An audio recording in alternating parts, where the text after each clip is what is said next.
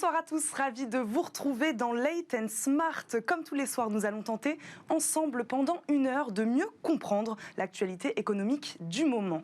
Au sommaire de cette émission, l'entreprise sera-t-elle la clé de la transition écologique alors que la loi climat et résilience proposée par le gouvernement est jugée insuffisante par le Haut Conseil pour le climat?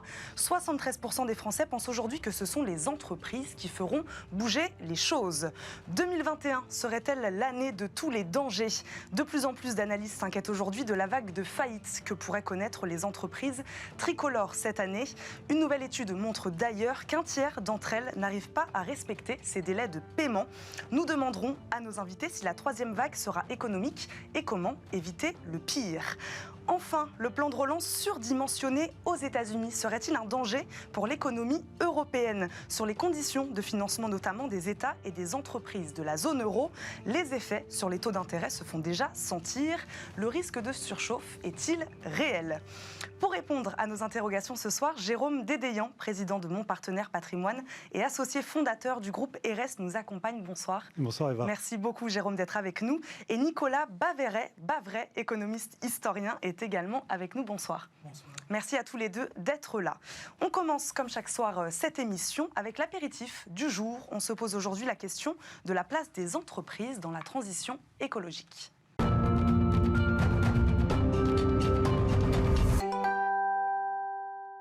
Comme chaque soir, en préambule à nos débats, zoom sur un sujet d'actualité qui a retenu notre attention. Aujourd'hui, la mise en garde du Haut Conseil pour le climat. Il pointe du doigt les insuffisances de la loi climat et résilience. Elle ne permet pas, nous dit l'organisation, de répondre dans les temps impartis aux ambitions de l'accord de Paris. Elle pointe notamment un retard sur notre trajectoire de réduction des émissions de gaz à effet de serre. On en profite pour se poser la question du rôle des entreprises dans ces objectifs climat. 73% des Français pensent aujourd'hui que les entreprises sont capables de faire bouger les choses. Ce pourcentage tombe à 65% pour la confiance apportée à l'État pour prendre les mesures nécessaires. Ma première question est donc, les entreprises tiennent-elles selon vous un rôle central dans la transition écologique? Jérôme Dédéian. Mais en fait, si on prend la raison d'être, la vraie raison d'être fondamentale d'une entreprise, en théorie économique sèche, c'est quand même de faire du profit en produisant des biens et services qu'elle vend à des consommateurs qu'elle essaye de satisfaire. Et puis ensuite, on peut discuter de ce qu'on fait de ce profit entre le réinvestissement pour le développement de l'entreprise, le partage de la valeur avec les salariés, participation aux bénéfices, et puis l'impôt évidemment, qui finance nos infrastructures, nos services publics, et puis le dividende qui est versé à l'actionnaire pour rémunérer son risque et qui lui sert à consommer ou à réinvestir. Bon. Et donc ça, c'est la base. Alors après, on ne peut pas nier que les entreprises ont des externalités positives ou négatives quand elles font leurs activités. C'est une réalité. Et donc, elles ne peuvent pas non plus faire n'importe quoi pour générer du profit. Et donc, il est normal qu'elles subissent un jeu de pression pour adapter leur mode de production en essayant de limiter leur empreinte écologique et notamment sur la thématique du réchauffement climatique particulièrement. Elles se la mettent elles-mêmes, cette pression? Alors, d'ailleurs. Cette pression, en fait, elle vient... Il y a trois facteurs de pression. Il y en a deux qui sont externes et un qui est interne. Le premier qui est externe, c'est évidemment la pression de l'écosystème de l'entreprise. La pression des consommateurs, la pression des investisseurs, la pression des parties prenantes, un peu moins des fournisseurs. Mais voilà, on est vraiment sur toutes les acteurs de l'écosystème de l'entreprise qui vont exiger d'elle qu'elle se comporte de façon vertueuse de ce point de vue-là. Et puis, le deuxième facteur externe, c'est la réglementation. C'est évident, les normes progressent, elles deviennent de plus en plus contraignanent secteur par secteur sur tous ces enjeux-là. Et c'est le deuxième facteur externe qui peut faire bouger les entreprises. Et puis, il y a un facteur interne que j'aime bien citer parce qu'il est très important, c'est la posture des dirigeants ou des dirigeants qui peuvent avoir leurs propres convictions sur ce sujet-là. Voilà. Alors, en ce moment, on ne peut pas nier que ces facteurs de pression sont de plus en plus élevés. On voit très bien le développement des thématiques d'investissement socialement responsable qui deviennent une norme chez les investisseurs, chez les prêteurs et chez les investisseurs en capital.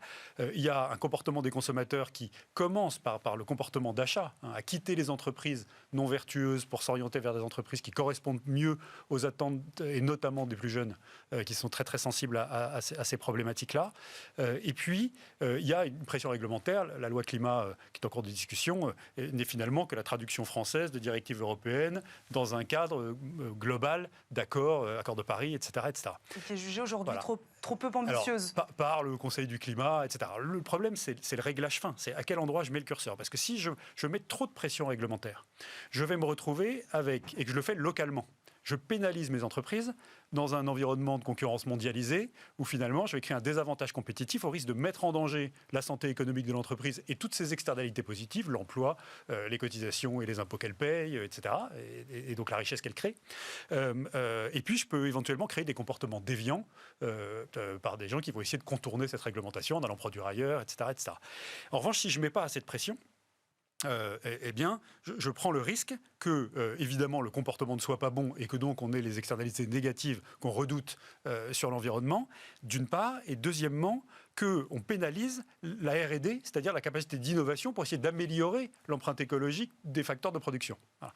Et donc, c'est ce réglage fin de curseur qui est le plus compliqué, mais ce qui est clair, c'est qu'on peut dire quand même que dans la totalité des émissions, on a toujours dit le logement, c'est très important, les entreprises, c'est aussi le transport maritime, notamment le transport aérien, c'est très important, et ça concerne évidemment en grande partie les entreprises, et puis l'empreinte écologique des entreprises est une part significative de l'empreinte écologique de l'humanité. Et donc, tout le problème, c'est d'être sûr que quand la réglementation arrive, elle arrive graduellement et elle arrive avec ce qu'on appelle en anglais un level playing field, c'est-à-dire des conditions de concurrence identiques pour éviter de dégrader les modèles économiques et de pénaliser nos entreprises. Nicolas Bavray, Jérôme Dédéian parle de pression sur les entreprises de la part des consommateurs, de la part des investisseurs. Les entreprises se rendent bien compte aujourd'hui que la transition écologique peut aussi être un facteur de réussite pour elles. Bien sûr. En fait, le capitalisme du XXIe siècle, il a deux grands défis devant lui, le numérique et puis la transition écologique. Et finalement, les positions sont complètement inversées sur les deux. C'est-à-dire que sur le numérique, on a eu beaucoup de marchés, ces entreprises du GAFA qui ont beaucoup innové, mais on n'a pas eu assez de régulation. Et à l'inverse, on peut dire que sur l'écologie jusqu'à présent, on a eu beaucoup de taxes et de normes, mais on n'a pas eu assez de marché. Et le marché, il est indispensable. Pourquoi ? Parce que de toute manière, la taille des investissements à faire, c'est entre 20 et 30 000 milliards de dollars d'ici à 2030, si on veut être sur la trajectoire des accords de Paris. De toute manière, ça n'est pas à l'échelle des gouvernements ou des États, même les plus riches de la planète. Et surtout, l'importance des changements à opérer suppose de faire appel au marché parce que c'est le plus puissant des leviers. Et là-dessus, quand on regarde ce que dit le Haut Conseil du climat, finalement, il rejoint la vraie critique qu'on peut faire à ce projet de loi, comme d'ailleurs à la Convention citoyenne, c'est-à-dire qu'on a une foule de... On parle de manque de vision stratégique. Exactement. Et l'autre critique qui est juste aussi, c'est la méthodologie. Quand on regarde les différentes mesures, en fait, on s'aperçoit d'ailleurs qu'elles ont des impacts assez réduits. Donc, il faut être très clair. Notre problème, la priorité, c'est la lutte contre le réchauffement climatique. Et le vrai outil économique, c'est le prix du carbone. Et donc, c'est comme ça qu'on peut faire bouger et les consommateurs et les entreprises. Et en fait, c'est ce qui se passe. Non seulement, les entreprises, elles subissent des pressions, mais elles se sont déjà mises en mouvement. Si vous regardez Total est en train de complètement changer de modèle économique. On a parlé de la finance. Dans la finance, la bascule s'est faite en 2018. Auparavant, c'est vrai qu'il y a beaucoup d'entreprises qui faisaient ce qu'on appelle du greenwashing, c'est-à-dire qui donnaient des signaux, mais qui en revanche rebadigeonnaient à peu près les mêmes comportements, avec des géants comme BlackRock ou d'autres qui ont vraiment changé de stratégie depuis 2018. C'est vrai qu'on a changé d'univers. Et donc, au-delà... Les fonds d'investissement verts responsables étaient ceux qui avaient été le plus résilients aussi parmi ceux qui avaient été le plus résilients pendant cette crise, Jérôme Dédéian. Ouais, c'est toujours pareil. En fait, une entreprise, elle bouge parce qu'elle a cette pression-là, et peut-être des convictions aussi. Et en fait, elle le fait parce qu'il y a un intérêt économique. Si elle n'y a pas d'intérêt économique, parce que à la limite, elle peut continuer à produire comme avant et que les consommateurs sont toujours là, elle ne va pas le faire, sauf conviction du dirigeant, mais pas peut-être parfois au risque de pénaliser son modèle économique et de manquer de compétitivité. Bon. Et donc, il y a énormément... le secteur... alors, ça dépend aussi beaucoup des secteurs. Hein. Il y a des secteurs qui ont une empreinte écologique bien supérieure aux autres. Le transport aérien en est un, l'aéronautique d'une manière générale. Évidemment, on vient de parler de toutes les entreprises d'énergie fossile, les pétrolières, etc., qui ont été plutôt vilipendées de ce point de vue-là et dont on se rend compte, je suis tout à fait d'accord, qu'elles sont en train de faire un virage extraordinaire. On va se rendre compte du gisement de valeur que les pétrolières, l'exemple de Total est vraiment emblématique, sont en train de créer à côté de leur métier traditionnel et qui ont vocation à se substituer progressivement à leur métier traditionnel. Il y aura une révolution dans le transport maritime, j'en suis intimement persuadé, il est extraordinairement polluant. Et il y aura une révolution parce que la technologie va arriver, mais elle arrivera parce que ce sera rentable de faire des efforts de R&D parce que la pression réglementaire aura progressivement obligé les entreprises et les constructeurs à s'adapter. On pourrait citer d'autres exemples, il y en a un que j'aime bien, c'est toute la R&D qui a lieu en ce moment sur le changement complet de paradigme de motorisation des avions. C'est extraordinaire. Les prototypes de moteurs à rotor externe qui vont consommer beaucoup moins, qui vont faire moins de bruit, donc moins de nuisances sonores, etc. C'est peut-être dans 10, dans 15 ans, mais ça va révolutionner le transport aérien et peut-être lui redonner finalement un caractère acceptable, notamment pour, je vois ça notamment chez les générations les plus jeunes, dès qu'ils refusent désormais de prendre l'avion parce qu'ils considèrent que c'est vraiment scandaleux, etc. Alors j'ai beaucoup de mal avec leur vision de décroissance, hein. C'est peut-être un truc de vieux. Néanmoins, je pense qu'ils nous disent quelque chose sur la nécessité que cette pression réglementaire progressive permette à la R&D d'ajuster et au génie humain et à la loi du marché de faire le reste. Il nous reste une petite minute. J'aimerais quand même qu'on parle aussi des plus petites entreprises, des TPE, PME, et pas des grands groupes. Ont-elles les moyens, les ressources, elles aussi, d'activer, d'enclencher cette transition écologique? Elles sont importantes, elles font partie du tissu économique français aussi. Alors évidemment, elles font partie du tissu économique et elles sont aussi une partie de la solution parce que dans ce qu'on rappelait sur les innovations, il y en a toute une partie qui passe par des start-up. Et quand on regarde aujourd'hui en matière d'environnement, on a notamment en Europe une extraordinaire vitalité. Donc, on en revient toujours à ce fait, il faut qu'il y ait les deux piliers. Incontestablement, il faut qu'il y ait des signaux forts qui soient donnés par les États. Les taxes, les normes, mais surtout le prix du carbone, qui est pour l'instant l'énorme faille. Et il faut faire confiance au marché ensuite pour enclencher. Et la dernière chose importante, c'est que l'Europe a une vraie carte à jouer dans ce domaine. On voit que l'administration Biden veut rattraper le retard des États-Unis. Ce qui est très intéressant, c'est qu'on a vu en Chine avec Xi Jinping qui a annoncé la décarbonation pour 2060, c'est que les Chinois qui étaient longtemps réticents ont complètement changé. Et donc, ils pensent que l'Occident est décadent, qu'on a raté les guerres toutes perdues, enlisées du début du XXIe siècle, qu'on a perdu la maîtrise du capitalisme en 2008, qu'on a perdu le système de la santé, le contrôle de la santé publique en 2020. Et donc maintenant, ils veulent prendre la maîtrise de l'environnement.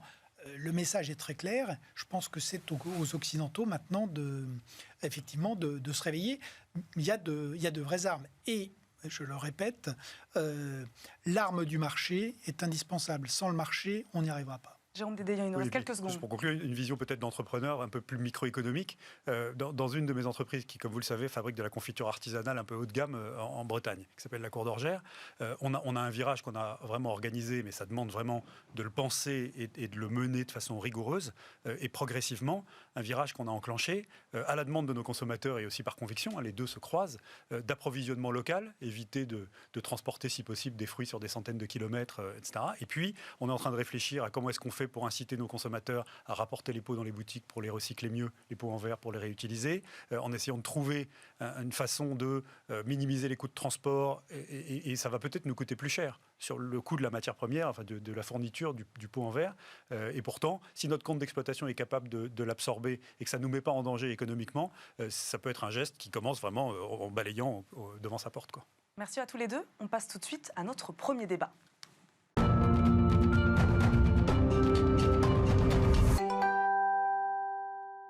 L'année 2021 sera-t-elle pire que 2020 pour les entreprises françaises? Sous perfusion, grâce aux aides gouvernementales, de plus en plus d'analystes s'inquiètent aujourd'hui de la vague de faillite que pourraient connaître les entreprises tricolores cette année.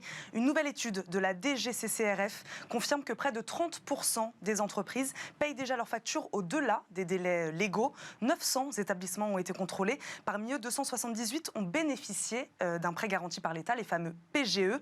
L'année 2021 2021 sera-t-elle celle de la troisième vague économique? C'est la question qu'on va poser à nos deux invités.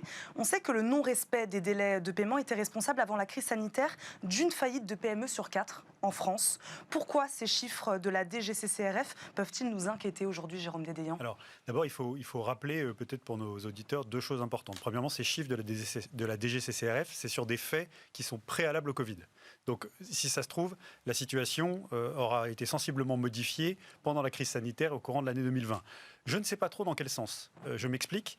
En fait, la manne qu'ont constitué les 132 milliards de PGE qui ont été déversés sur la trésorerie de nos entreprises aurait normalement dû, elle était faite en partie pour ça, ne pas interrompre cette chaîne de paiement, l'irrigation des paiements interentreprises qui permet à tout le système économique de fonctionner et aux entreprises de ne pas être étranglées parce que leurs clients ne les payent pas. Mais il y a tellement de secteurs ou d'entreprises qui sont tellement à l'arrêt et ça a tellement maintenu en vie artificiellement d'entreprises dites zombies qui devront mettre la clé sous la porte, que en fait, ce sera intéressant de voir comment ça va évoluer en 2020. Je trouve que c'est le chiffre 2020 qui sera particulièrement intéressant à regarder. Après, les 30% d'entreprises qui ne respectent pas les délais de paiement, je rappelle que c'est dans le code de commerce, hein, c'est 30 jours. Voilà. Sauf s'il y a un accord à 45 jours fin de mois ou 60 jours calendaires maximum. Point final. Bon.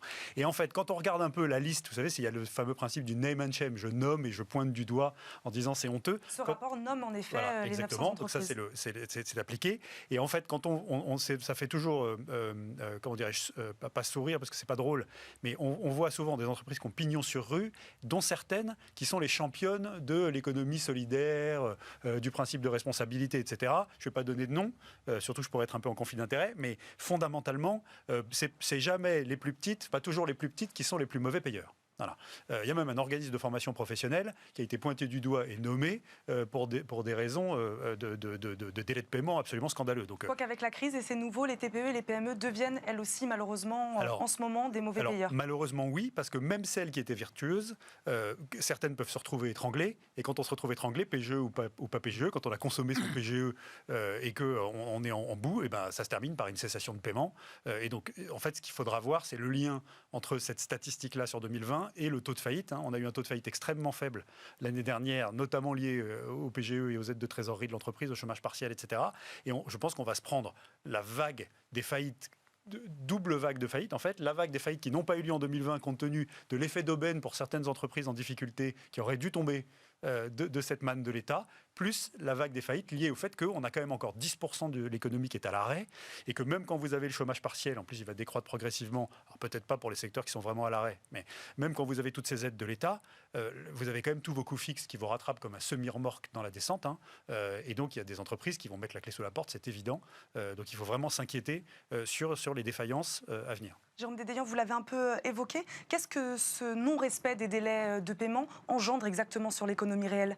C'est extrêmement simple. Quand je suis une entreprise et que j'ai livré mon produit ou mon service à mon client et que mon client ne me paye pas, moi j'ai dépensé, ça s'appelle le besoin en fonds de roulement, j'ai dépensé l'argent pour faire payer mes salaires, faire tourner mon outil de production, acheter mes matières premières et fournir le bien ou service. Et je suis payé avec un délai. Donc pendant ce temps-là, il y a un truc qui court qui s'appelle le besoin en fonds de roulement, qui est le besoin d'argent que j'ai besoin d'avoir dans mon compte d'exploitation, enfin sur mon compte courant, pour financer mon cycle d'exploitation, compte tenu du fait que je dépense avant d'être payé. Voilà.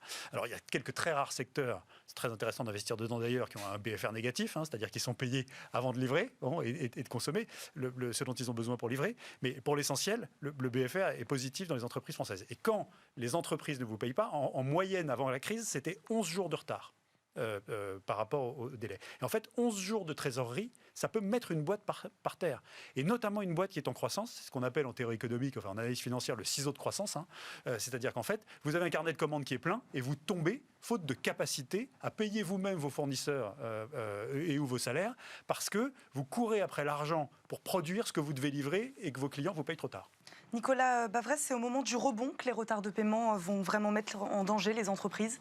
Ce qui est intéressant, c'est de faire le lien avec ce signal microéconomique qui est un signal faible et ce qui se passe d'un point de vue macroéconomique et qui montre que 2021 va être une année beaucoup plus difficile que ce qu'on attendait. D'abord parce que ce n'est pas une année post-Covid. On va vivre l'essentiel de l'année dedans et particulièrement en France où puisque le seul antidote, c'est la vaccination et qu'on est notoirement en retard. Donc, on va rester pendant une majorité de l'année dans un environnement Covid. Et ça, on ne l'avait pas forcément prévu d'ailleurs. Et oui, c'est le premier élément qui n'était pas prévu. Et la deuxième chose importante, c'est que le paradoxe de 2020 ne peut pas se reproduire. Qu'est-ce que c'est que le paradoxe de 2020 ? C'est un pays qui connaît une récession historique, donc moins 9% sur le PIB. En face de ces moins 9% sur le PIB, j'ai un pouvoir d'achat qui augmente de 0,3%, des faillites qui ont diminué quasiment de moitié, le chômage qui augmente de 300 000, mais alors qu'on a supprimé 800 000 emplois.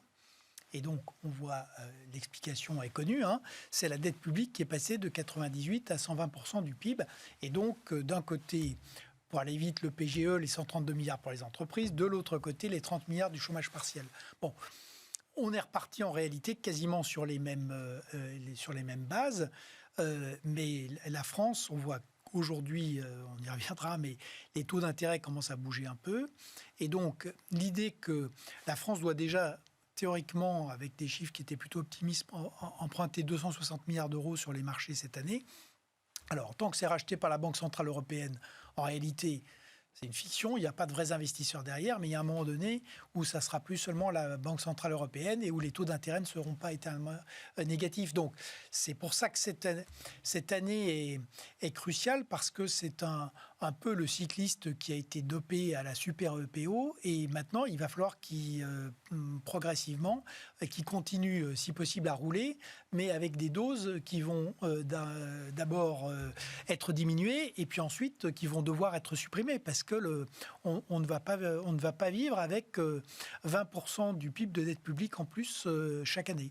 Donc, c'est ça et alors, l'autre aspect qui est important, si on regarde un peu, là encore, il faut toujours regarder quand même l'extérieur, c'est qu'on voit très bien avec ce qui se passe en Asie que la reprise va être extrêmement inégale. Et donc, grosso modo, ceux qui vont démarrer les premiers iront beaucoup mieux que les autres. Et on va de nouveau avoir cette grande polarisation avec, et ceux qui seront retardataires auront des difficultés sérieuses. Et il faut bien reconnaître que pour l'instant, la France, elle est idéalement positionnée pour être parmi les retardataires. Retardataires, pourquoi ? Pour la croissance, pour la reprise. Par rapport à un plan de relance qui vient pas, qui n'est pas suffisant, par rapport à une vaccination qui se fait attendre, alors, pourquoi la France ferait partie des pays qui seraient en retard ? Si vous voulez, on a 3 retards qui se cumulent. Le retard de la vaccination, un plan de relance national qui en réalité est mal fait, parce que c'est vrai que les choses sont compliquées. Il faut à la fois faciliter des mesures d'urgence précisément pour que les entreprises et que l'économie ne s'arrête pas. Et en même temps, il faut essayer, on revient à l'environnement, de favoriser des réformes de long terme. Mais le plan de relance français, il a finalement imaginé l'économie rêvée de 2030, mais il a complètement oublié la survie de l'économie de 2021. Et le troisième problème, c'est le problème européen, où on a là retard sur les vaccins, retard sur le plan de relance. Pour l'instant, il est toujours pas. Enfin, il a été voté par le Parlement européen. Et par rapport au plan américain, si vous voulez, les 750 milliards d'euros, c'est 5% du PIB de l'Union qui vont s'étager sur 3 ou 4 ans. En fait, les vrais versements, ça va être 2022, 2023, 2024.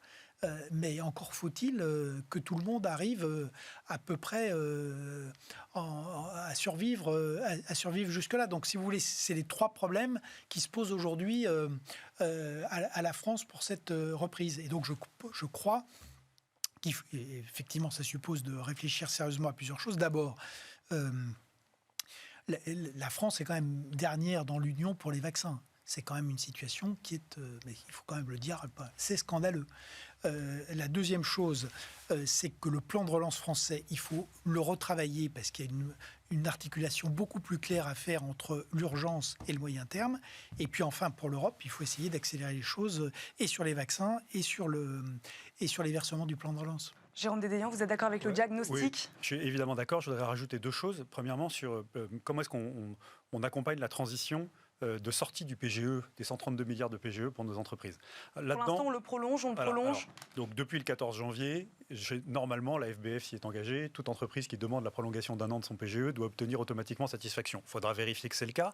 Et je ne sais pas si c'est complètement une bonne idée, parce qu'on a dit que le PGE, le chômage partiel, etc., avait maintenu en vie artificiellement des entreprises qui auraient dû tomber, et qu'il ne faut peut-être pas continuer à dépenser de l'argent et mettre en danger la garantie de l'État, donc l'argent du contribuable, sur des entreprises qui auraient pu tomber. Donc il y a un petit sujet de discernement. En tout cas, ce qui est clair, c'est qu'il va falloir... On arrête. Alors, déjà, il y a 10% du PIB français qui est toujours à l'arrêt.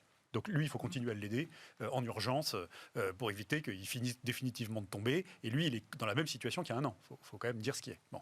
Donc on sait ce que c'est. C'est le transport, le tourisme, les spectacles, la culture, l'hôtellerie, la restauration, pour la faire courte. Donc là, on est comme il y a un an. Il faut continuer à aider, à déverser de l'argent public dessus pour éviter que ça tombe. Bon. Et puis il y a toutes les entreprises qui sont en train progressivement de s'en sortir. Et là, il y a une question de séquencement. Puisque le mur du PGE à rembourser n'est pas forcément évident à rembourser, surtout compte tenu des enjeux de délai de paiement qu'on a évoqués. Et donc ça veut dire que prolongation très bien, capacité à le rembourser sur plus longue période, peut-être avec taux bonifié pour éviter que la charge de la dette, parce que si vous demandez à le rembourser sur très longue période, vous pouvez payer jusqu'à 2,5% de taux d'intérêt. Ça peut commencer à faire beaucoup dans le contexte d'aujourd'hui.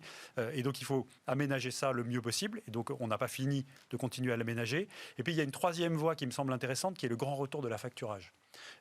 Les entreprises qui repartent, une entreprise qui a un carnet de commandes plein, c'est un bon diagnostic qu'en fait, ce n'est pas une entreprise zombie. Et que donc, elle a un potentiel de pérennité et de croissance. Et donc, si elle a un carnet de commandes plein, mais qu'elle a des problèmes de trésorerie, à ce moment-là, vous pouvez substituer de l'affacturage au PGE. L'État s'y est pas trompé parce qu'il a commencé à accorder sa garantie aux boîtes de factoring pour qu'elles puissent commencer à aménager leurs conditions, etc. Il faut peut-être aller beaucoup plus loin là-dessus. Et ça peut être une des solutions. Je ne dis pas qu'elle est universelle, mais dans beaucoup de cas, et notamment pour les entreprises à sauver qui vont avoir des problèmes de trésorerie ponctuels, la substitution à facturage un peu aidé peut-être et au PGE peut être une solution. Sur le PGE, il y a une chose à rajouter. Dans les facteurs de risque, c'est que il ne faut jamais oublier que les banques portent quand même 10% du risque sur ces 132 milliards. Et donc, un des problèmes qui peut se poser... 90%. Oui. Du coup, je me permets de vous attendre, non, de rajouter ça. Le contribuable 90%, mais ce qui veut dire que si on devait avoir des vagues de défauts plus des problèmes sur les PGE, c'est vrai que pour l'instant, un des points positifs, c'est que les banques ont tenu, que les paiements n'ont pas été perturbés, contrairement à ce qui s'était passé en 2008-2009. Et un des risques de la... Le secteur du tourisme poussait un peu un coup de gueule auprès des banques en disant qu'ils étaient blacklistés, notamment sur contracter un PGE, un prêt garanti par l'État. Alors ça, je ne suis pas capable de répondre sur le... Mais ce qui est vrai, c'est que par ailleurs, si on doit avoir une crise bancaire qui se greffe sur le reste... ça ne va pas simplifier les choses et ça ne va certainement pas simplifier le redémarrage de l'économie. Donc les banques européennes, elles ont quand même payé très fort l'addition de la crise de 2008-2009 qui a été quand même une crise de la finance américaine. Et donc aujourd'hui, il faut penser que par ailleurs, elles sont indispensables il n'y a pas de reprise sans banque. Et donc il faut éviter qu'elles soient rattrapées par les problèmes de défaut de leurs clients et de défaut des PGE. Jérôme Dédéian, les banques sont indispensables en effet à la reprise. Elles sont évidemment indispensables. Elles ont plutôt pas mal joué le jeu. En tout cas, moi, c'est le sentiment que j'ai. C'est très vrai pour mes entreprises et très vrai pour les quelques-unes, donc microéconomiquement et autres entrepreneurs avec qui je dialogue et je discute. Après, il faut qu'elles jouent le jeu jusqu'au bout. Et ça, c'est quelque chose qui est difficile parce que, en fait, chaque cas d'entreprise va être unique en termes de perspective de croissance, de ciseaux de trésorerie, de capacité à rembourser, d'échéance, etc. Et puis voilà. La situation des banques va se tendre. Donc, exactement. Et donc il va falloir surveiller ça de vraiment très très près. En tout cas, ce qui est clair, c'est que les aménagements qui ont eu lieu sur le PGE, prolongation d'un an, capacité à augmenter la durée d'amortissement du prêt une fois qu'on le convertit en prêt classique, etc. Je crois qu'on n'a pas fini de les aménager et ça va être un peu comme ce que doit faire l'agence France Trésor sur la dette publique française, c'est profiter des conditions accommodantes pour essayer de le tirer sur très longue période. Je ne dis pas sur des dizaines d'années comme la dette de l'État, mais de la puissance publique, mais donc du contribuable français, tu vas le rappeler, mais peut-être allonger ces durées-là en profitant des conditions encore accommodantes avant qu'éventuellement ça se tende sur les taux. Je pense qu'on va en reparler tout à l'heure. J'aimerais qu'on revienne sur ce que vous disiez sur les entreprises zombies. Ouais. Qu'est-ce qu'elles représentent aujourd'hui sur le tissu économique français ? Parce que si elles, on les abandonne, ça représente combien d'entreprises qui seront abandonnées à ce niveau-là ? C'est très difficile à savoir. En fait, on va dire, sur longue période, alors je n'ai pas le chiffre, je ne suis pas économiste, mais ce serait le taux de faillite traditionnel par rapport au taux de création d'entreprises. Puis il y a celles qui meurent et celles qui réussissent. Qu'on pourrait trouver en 2018, 2019. Voilà, exactement, sauf que là, on va se prendre probablement une vague de 2 fois. c'est-à-dire ou 2 fois et demi, c'est-à-dire qu'on va se prendre toutes celles qui n'ont pas fait faillite en 2020 alors qu'elles auraient dû, parce qu'elles ont bénéficié de la manne de l'aide publique qui a été déversée de façon indifférenciée et sans discernement, entre guillemets, plus celles qui arrivent en bout de course, qui ont consommé leurs aides et pour lesquelles le redépart ne se fait pas aussi rapidement, sans parler de celles qui sont encore complètement à l'arrêt et qui sont vraiment très, très, très, très fragilisées. Parce que c'est vrai que c'est la spécificité par rapport à la période de croisière. C'est comme on l'a dit, on a 10% de ces secteurs qui sont très très fortement impactés et on a un PIB grosso modo qui est à -6, -7. Donc sur ces 10%-là, et qui représentent certains des pôles d'excellence de notre économie, parce que dedans on a quand même l'aéronautique, le tourisme, la culture, l'événementiel qui était censé être... On n'a plus tant de pôles d'excellence que ça quand même. Et la French bouffe, comme on dit. Exactement, toute la gastronomie. Et donc aujourd'hui... Personne n'est vraiment capable. C'est des entreprises qui, pour certaines d'entre elles, sont quasiment à l'arrêt depuis 1 an. Donc, quelles sont celles qui vont pouvoir reprendre une activité ? Je crois qu'aujourd'hui, personne n'en sait rien. Mais il y a un énorme risque. Le secteur de l'hôtellerie et de la restauration, je pense qu'il va y avoir des dégâts très, très considérables. L'économie française, pour terminer sur une note positive, a montré lors du 3e trimestre 2020 qu'elle pouvait rebondir fortement quand c'était possible. On a des raisons quand même de rester optimiste. J'ai envie de vous poser cette question pour clôturer ce débat. Moi, je suis entrepreneur, donc je suis évidemment un incorrigible optimiste. Et donc, ce que j'ai constaté, alors évidemment sur mes métiers d'épargne, dans le secteur financier, il y a eu Surépargne, donc on était très contents, on a fait des super années. Bon, voilà. Sur ma boîte de confiture, la Cour d'Orgère, on a vécu une année 2020 totalement lunaire, en montagne russe émotionnelle, puisqu'on sort du premier confinement après avoir fermé les boutiques avec 500 000 € de retard en chiffre d'affaires sur une prévision de 2 500 000. Donc inutile de vous dire que la boîte est par terre. Hein, voilà. Et on rouvre autant qu'on peut progressivement au fur et à mesure que ça se libéralisait. On fait une saison d'été extraordinaire parce que toutes nos boutiques sont en France pour l'essentiel et que nos revendeurs sont français et qu'il y a eu un tourisme extraordinaire et la saison notamment en Bretagne où on est très implanté, en Loire-Atlantique on est très implanté, était fabuleuse. Ensuite on se reprend octobre et entre-temps on avait à l'arrache refait le site internet, les filles se sont battues, toute l'équipe, etc. Donc on a eu un internet qui a décollé de façon considérable avec plein d'efforts de promo et on termine en apothéose en décembre en faisant un mois de décembre absolument génial et on termine à moins 100 000 par rapport à notre prévisionnel et à 8% de croissance par rapport à 2019. Pour une boîte qui fabrique des confitures artisanales très haut de gamme et qui les distribue avec des boutiques physiques et avec un site internet qui, avant qu'on le refasse, était un peu tangent en termes de qualité et d'expérience utilisateur. Donc, une fois que vous avez dit ça, vous dites, bah oui, dès qu'on rouvre, les gens ont envie de consommer. En plus, ils ont accumulé 130 milliards d'épargne excédentaires sur leur compte courant et leur livret A en 2019 et ils continuent depuis janvier, on est à 200 milliards ou à peu près et donc dès qu'on rouvre, tout ça, il y a une grosse partie qui va revenir dans la consommation et c'est tout ce que j'appelle de mes voeux, sauf qu'on est encore en train de gérer la crise sanitaire à cause du retard de la vaccination et du fait qu'on tâtonne sur les mesures sanitaires, sur la réouverture progressive, etc.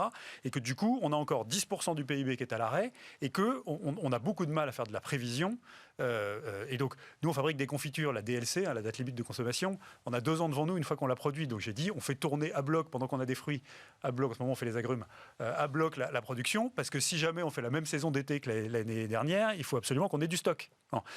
Si je transformais du poisson, une matière hyper fragile avec une DLC très courte, ce serait beaucoup, beaucoup plus compliqué à organiser. Et donc il faut se mettre à la place des entrepreneurs et se dire, la prévision, compte tenu du fait qu'on est encore dans la crise sanitaire, on n'est pas sorti du truc, secteur par secteur, bassin géographique par bassin géographique, c'est très compliqué à anticiper. C'est compliqué cette année 2021 parce qu'on y est encore, comme vous dites, en pleine pandémie. Merci à tous les deux. On passe maintenant à notre 2e débat de la soirée. On parle ce soir du plan de relance américain et de son impact sur la reprise et la relance européenne.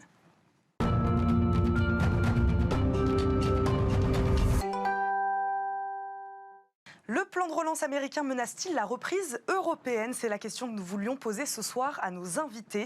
1 900 milliards de dollars, c'est le montant que veut débloquer le nouveau président américain Joe Biden. Une injection massive de liquidités qui pourrait avoir un impact sur la relance du vieux continent. Un impact qu'on voit d'ailleurs déjà avec la remontée des taux d'intérêt. Lundi, la présidente de la Banque centrale européenne, Christine Lagarde, a déclaré suivre de près l'évolution des rendements des obligations nominales à long terme. Ces derniers dernier étant, je la cite, particulièrement important pour les conditions de financement. Jérôme Dédéian, quand les États-Unis voient trop grand, l'Europe n'a que d'autres choix de les suivre. Alors, il faut commencer peut-être par expliquer le mécanisme. Qu'est-ce qu'on craint ? En fait, l'idée, c'est que ces 1 900 milliards de relance américaine, si jamais c'est un stimulus qui est trop important pour leur économie, ça risque de créer chez eux une surchauffe, c'est-à-dire une demande qui est supérieure à l'offre, donc de générer de l'inflation, de la hausse des prix, obligeant la Réserve fédérale à intervenir en remontant ses taux pour essayer de freiner cette poussée inflationniste. Et donc la BCE. Et dans ce cas-là, il y a d'abord un effet aux États-Unis sur la solvabilité à cause du niveau des taux d'intérêt des emprunteurs, ménages et entreprises, éventuellement un problème bancaire ou d'établissements financiers mis en difficulté par cette hausse des taux parce que ça fragilise leur bilan, et ensuite une contagion possible à l'Europe. À un moment, on aurait redémarré plus tard pour toutes les raisons qu'on a évoquées, peut-être de stimulus moins important chez nous et de retard dans le programme de vaccination et de coordination européenne. Voilà. Et donc c'est ça qu'on craint. Et alors là, c'est très intéressant parce qu'il y a des économistes qui s'affrontent. Vous avez d'un côté, on va dire, des macroéconomistes qui regardent la big picture monétaire et qui disent « Oh là là, ce stimulus est tellement important, il représente beaucoup plus ». Par rapport à ce que vous dites, je vais vous lire un tweet d'Agnès Benassi-Kéré. Ouais. Le débat sur le plan de relance américain illustre les deux manières de voir la crise économique, micro ou macro, urgence ou relance. C'est exactement ça. C'est-à-dire qu'on a d'un côté Olivier Blanchard, c'est pas n'importe qui, qui dit le stimulus est tellement important, en fait, il représente un comblement du PIB, de la chute du PIB, largement supérieur à ce qu'on a véritablement perdu par rapport à la projection 2021. Résultat des courses, ça va entraîner cette surchauffe et c'est beaucoup trop. Et puis vous avez la vision microéconomique, c'est plutôt Krugman là, qui nous dit en fait on est encore dans la crise sanitaire et on est encore à faire des mesures d'urgence pour régler le problème des gens qui sont en situation difficile, entreprises et ménages, et tout mettre le paquet sur la vaccination, l'accès aux soins, etc., pour revenir à la normale le plus vite possible. Donc plus on en fait, il ne faut pas craindre d'en faire trop. Voilà. Et donc ces deux théories-là s'affrontent.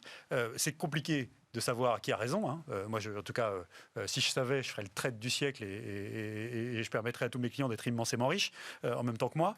Mais on a cette situation-là et cette situation de contagion. Et ça se joue effectivement sur la contagion sur les taux d'intérêt. Et là, c'est sûr que si les taux remontent, je ne parle pas du taux directeur de la Banque centrale. Je parle du prix auquel se négocient vraiment les taux d'emprunt.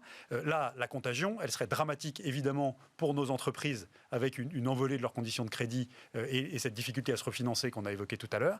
Et elle serait évidemment dramatique pour le service de la dette de l'État, puisque je vous rappelle qu'on a 3 000 milliards de dette publique, c'est-à-dire 3 fois plus qu'il y a 10 ou 15 ans, et qu'on le paye moins cher qu'avant, 30 milliards d'euros par an, aux conditions d'aujourd'hui, et que si ça s'envole, c'est facile.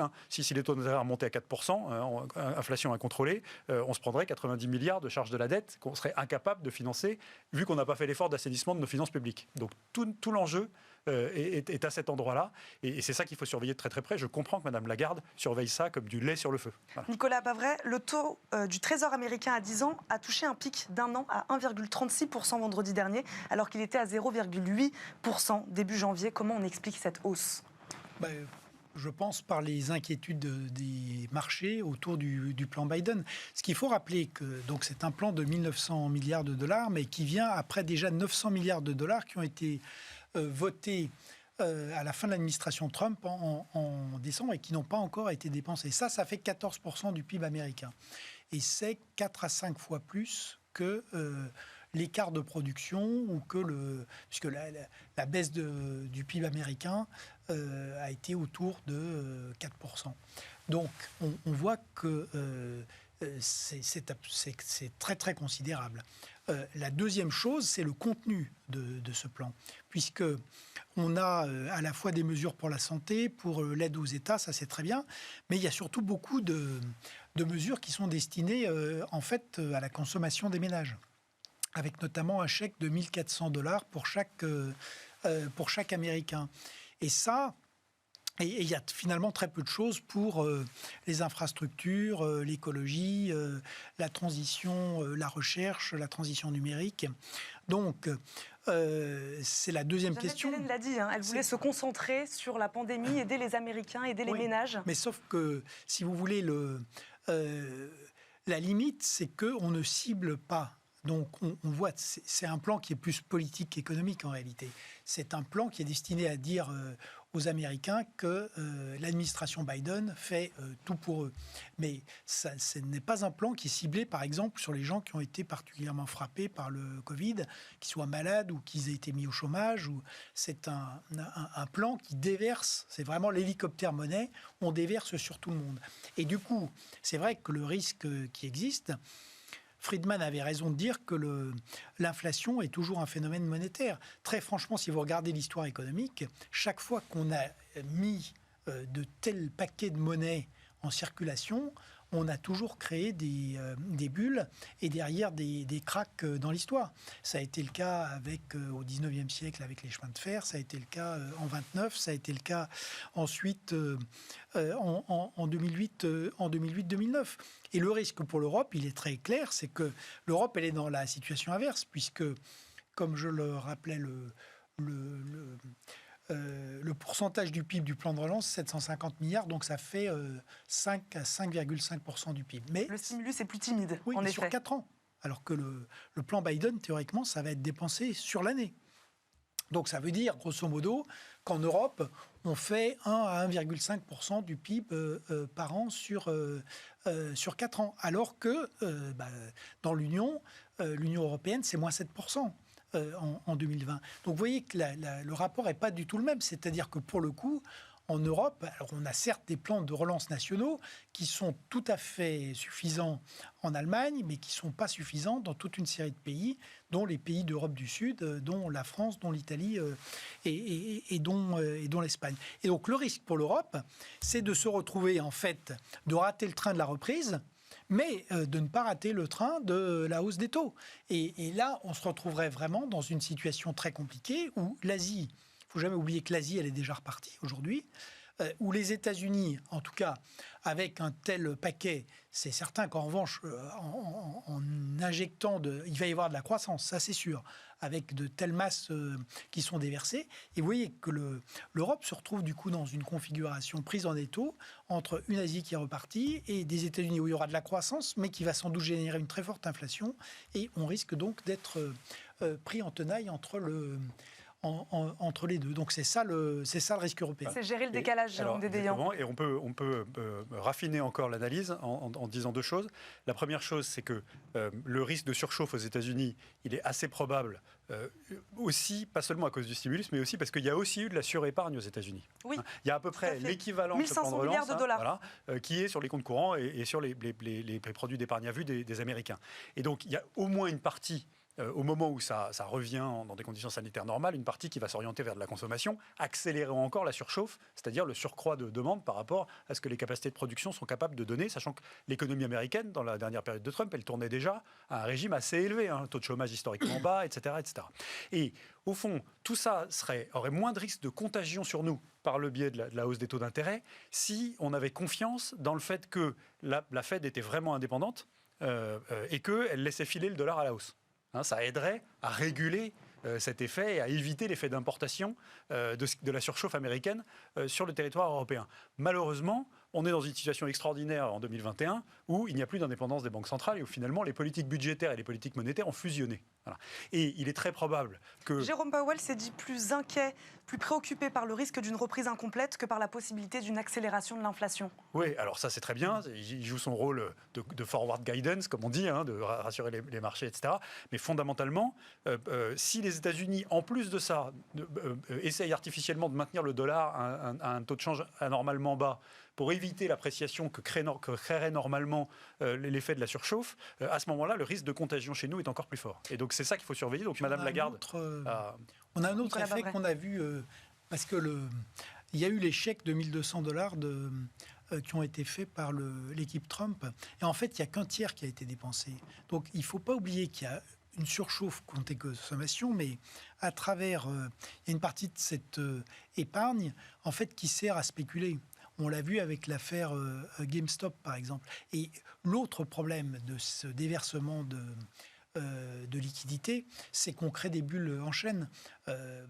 L'immobilier aux États-Unis a augmenté de 10% l'an dernier. C'est quand même assez paradoxal compte tenu de ce qui s'est passé aux États-Unis. Les marchés financiers, les marchés d'actions américains, l'Europe est dans un cas différent, mais on bat record sur record. Et si vous voulez, par rapport à la situation de l'économie réelle, il y a quand même des choses sur lesquelles on peut s'interroger. Quand on regarde aujourd'hui la valorisation de Tesla, donc qui frôle les 800, ça veut dire que ça valorise 1,5 million de dollars chacune des 500 000 voitures vendues par Tesla. Est-ce que c'est vraiment raisonnable ? On peut quand même se poser des questions. Alors, certes, ces voitures ne sont pas données, mais elles ne sont pas vendues 1,5 million de dollars pour chacune d'entre elles. Donc, c'est vrai qu'on est en train de relancer une économie de bulle, et on la relance, comme il a été dit, avec des banques centrales qui ne jouent plus leur rôle de gardienne de la monnaie, qui même participe du système, puisque la Fed, très clairement, est allée jusqu'à expliquer que maintenant, son indicateur de référence, c'était le taux de chômage et plus le taux d'inflation. Donc voilà un peu... Et alors, ce qui est très intéressant, parce que là encore, ça vaut la peine quand même de regarder le monde, c'est que les Chinois font le pari inverse. Et donc, les Chinois, qui Dieu sait que ils faisaient du stop and go, mais les Chinois sont en train de reprendre en main la finance, alors avec la manière forte, puisque ça veut dire que on incarcère M. Jack Ma le temps qu'il comprenne qu'il faut renoncer à son IPO et que ANT Finance et que le modèle de la FinTech qui alimentait la bulle, le courtage en ligne, etc., tout ça, ça va rentrer sous régulation de la Banque de Chine. Donc ce qui est intéressant, c'est que les Chinois, eux, ont un objectif de liquidité zéro sur l'année, en 2021, donc de neutralité de l'émission de monnaie sur l'année, et qu'ils sont en train de casser, ils ont cassé tous les casinos en ligne, Macao, et puis ils avaient immigré au Cambodge, à Sihanoukville. Là, ils sont en train de casser la spéculation en ligne sur les marchés.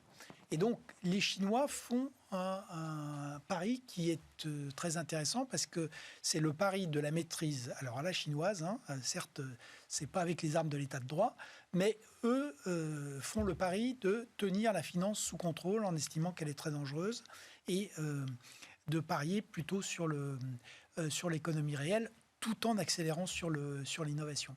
Donc, on a par ailleurs maintenant deux modèles qui sont très, très différents dans la sphère chinoise et dans la sphère américaine. Jérôme Dédéian, pour revenir de notre côté, du côté européen, que va faire la BCE ? Est-elle dans une situation là, de surenchère ? Va-t-elle garder ses conditions favorables sur les taux d'intérêt ? Comment elle va réagir ? Alors là, ça c'est un vrai truc, c'est qu'en fait, normalement, elle devrait le faire. Ça ne veut pas dire qu'il faut s'embarquer dans la même politique de surchauffe ou d'alimentation de la chaudière à fond et peut-être au-delà de ses capacités que les États-Unis sont en train de faire, tout simplement parce que tant qu'on n'est pas complètement sorti de la crise sanitaire, on en parlait tout à l'heure, c'est-à-dire qu'on a encore des pans entiers de l'économie à l'arrêt, on en est encore à essayer de colmater les brèches de ceux qui sont en situation vulnérable et que finalement, si on envoie un stimulus plus massif maintenant, alors qu'on n'a même pas encore dépensé ne serait-ce que les 100 milliards sur 2 ans du plan de relance français et de regarder ce qu'il donnait en termes de courbe de rattrapage du flux de PIB. Donc il est beaucoup trop tôt pour dire qu'on a besoin d'un stimulus. On n'a pas dépensé le plan précédent. Voilà. Et on a encore des pans entiers d'économie qu'il faut continuer à soutenir coûte que coûte et quoi qu'il en coûte, comme l'a si bien dit notre président de la République. Donc on ne va pas s'embarquer là-dedans. En revanche, ce qui est clair, c'est qu'une fois que la situation sanitaire sera revenue à la normale, à ce moment-là, on sera dans une situation de mesurer plus rationnellement le comportement des acteurs, qu'est-ce qui se passe en termes d'investissement, qu'est-ce qui se passe en termes de consommation, est-ce qu'il y a de la désépargne ou pas, ou comment est-ce qu'on flèche l'épargne, est-ce que ça va bien financer les fonds propres de nos entreprises pour les consolider, etc. Et essayer d'envoyer un stimulus supplémentaire si on en a besoin. Mais est-ce qu'il y a un risque inflationniste en Europe ? Alors, ce risque inflationniste existe si ça surchauffe aux États-Unis, que ça oblige la Fed à remonter ses taux et que le dollar ne s'appréciant pas autant qu'il devrait, ça nous importe de l'inflation. En Europe, c'est un risque purement importé. Donc, c'est l'augmentation du coût du pétrole et des matières premières, l'augmentation des produits agricoles, ce qu'on voit aujourd'hui, et une hausse des taux qui nous viendra des États-Unis. Il n'y a pas de risque inflationniste interne mais en revanche, on a le risque d'une inflation importée pour ces raisons-là. Et donc, il faut en revenir quand même toujours à la base et au bon sens, c'est-à-dire qu'en Europe, la priorité, avant de construire des plans de relance à 2030, c'est d'avoir des vaccins, de réouvrir le maximum de secteurs le plus vite possible, de réouvrir les frontières, ce qui suppose sûrement de mettre en place une forme de passeport vaccinal, parce qu'il faudra que les gens puissent bouger de nouveau en sécurité. Et c'est là-dessus qu'il faut travailler, c'est là-dessus qu'est la première urgence. Et changer, alors ça c'est surtout pour la France, changer les mentalités, c'est-à-dire qu'au lieu d'être dans une logique de dire dès qu'il se passe quelque chose, je commence par fermer et je déverse de l'argent public financé par la dette, il faut complètement qu'on change de logiciel et qu'on se mette dans une logique inverse, c'est que dès que j'ai rétabli des conditions sanitaires acceptables, je rouvre le plus vite possible. Prenons l'exemple, si vous voulez, des musées, c'est complètement absurde. À Chantilly, à Versailles ou au Louvre, ou dans toute une série les châteaux de la Loire, vous pouvez parfaitement avoir des visites qui sont organisées dans des conditions sanitaires. Il y a des endroits qui sont très resserrés, ça c'est évidemment différent, mais il y a toute une série de secteurs qu'on a mis à l'arrêt de manière, j'allais dire, complètement mécanique et sans se poser de questions. Donc il faut vraiment maintenant qu'on reparte sur une autre... si on veut arriver à faire partie des pays qui profiteront de la reprise, il faut qu'on change complètement de manière d'aborder le problème. Jérôme Dédéian, on change de logiciel. Voilà. Et pour conclure, on pourrait dire aussi que fondamentalement, ce risque d'import d'une hausse des taux d'intérêt liée à la surchauffe américaine excède largement l'avantage de cette relance américaine sur nos exportations, parce que ça aura un impact normalement de commande du pays sur des biens et services produits en France, mais fondamentalement, c'est marginal par rapport à ce risque d'import d'une hausse des taux subie du fait de la surchauffe américaine. Il nous reste quelques secondes. Il monte donc trop tôt et trop vite en ce moment, c'est ce qu'on peut dire en tout cas. Alors, on va dire que les économistes s'affrontent sur le sujet. Ce qui est très clair, c'est que si on fait ça, plus le fait qu'une partie de la surépargne accumulée risque de venir encore alimenter la chaudière, il y a un vrai risque que la chaudière soit chauffée à blanc avec tout ce que ça peut entraîner comme incapacité à contrôler l'inflation qui en résulte. Alors, il y a d'autres gens qui disent oui, mais la pression démographique est telle que c'est un puissant facteur déflationniste, etc. Moi, je crois quand même que jamais dans l'histoire de l'humanité, ça a été très bien dit par Nicolas, on a déversé une masse de liquidités pareille à l'échelle mondiale et on voit bien les bulles apparaître un peu partout. Moi, je trouve qu'on n'y est pas encore complètement, mais c'est sûr que, vous savez, c'est comme quand quand à l'école, vous faites du chahut, il y a ceux qui commencent le chahut, et puis ensuite, il y a ceux qui s'y mettent au dernier moment parce qu'ils n'osaient pas, et c'est à ce moment-là que les premiers doivent absolument s'être retirés des marchés, parce que c'est les autres qui se font choper. Bon, là, il se passe exactement la même chose. Moi, je vois quelques valorisations excessives qui commencent à arriver. On pourra discuter du modèle de Tesla, ce serait trop long, mais je vois les chèques en blanc qui sont faits dans les SPAC, vous savez, les Special Purpose Acquisition Companies, où vous finalement, sur la bonne mine de quelqu'un, vous lui faites des chèques de centaines de millions de dollars, et il vous promet qu'il va essayer de trouver une cible, et on sait très bien qui ça enrichit, et s'il ne trouve pas, vous perdez une partie de votre mise. Voilà. Donc ça, c'est des petits signes. On voit... C'est des IPO, c'est quand même très particulier de mettre en bourse des véhicules pour acheter du non-coté. Avec, effectivement, sans aucune... C'est intéressant. Et donc, en fait, la multiplication de ces opérations-là, c'est un signe avant-coureur de bulles. On pourrait aussi rajouter la multiplication des projets. Il y en a qui ont déjà eu lieu, mais des projets de spin-off. C'est-à-dire que vous êtes une entreprise avec un métier, puis vous avez développé une activité, vous dites elle serait mieux valorisée si je la sortais, parce que comme en ce moment, les conditions de valorisation boursière liées à l'afflux de liquidités et l'appétit des investisseurs pour le risque sont assez favorables, en fait, je peux créer de la valeur actionnariale en la détachant. Vivendi, en effet, c'est le grand retour des spin-offs. Il y a énormément de projets comme ça dans les cartons, et ça rappelle quand même curieusement une période que j'ai très très bien connue aussi, sur laquelle j'étais un jeuneau, je le suis moins aujourd'hui, qui s'appelait l'explosion de la bulle TMT dans les années 2000. Merci à tous les deux pour vos éclairages. On termine cette émission par notre rubrique d'ici et d'ailleurs.